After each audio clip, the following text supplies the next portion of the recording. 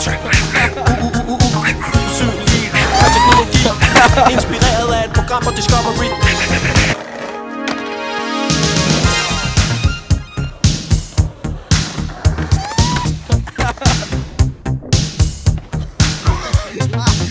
Her forleden, i sommerheden, sad jeg og bostede sveden. Havde gang i et projekt, der ville give mig mad, big up og respekt. Det var pænt hårdt, jeg havde snittet mig et skateboard. Gav det en speciel overfladebehandling, der gjorde det genspejlede alting i omgivelserne og blev usynligt. Som i et program jeg så for nyligt, med usynliggjorte kampvogne, der kørte igennem grænskovene. Anyway, jeg brugte samme teknologi, var færdig 9:30 PM. Jeg hoppede op på bordet, jo, hvem er mest slem?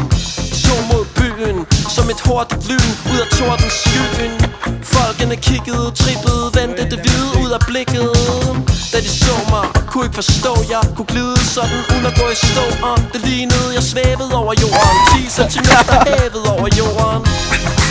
Usynlige skateboards, usynlig teknologi, inspireret af et program på Discovery. Usynlige skateboards, teknologi.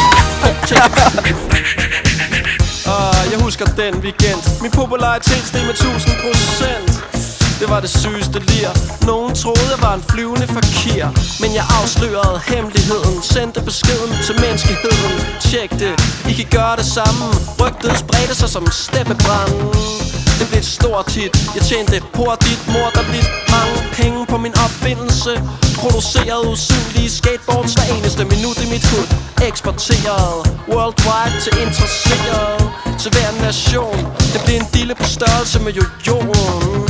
Det lyder som det cooleste, du prøver måske på at google det. Og hvis det ikke er helt så let, så er det fordi der er noget galt med dit internet.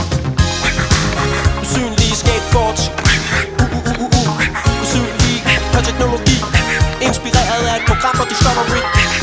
Usynlige skateboards, teknologi.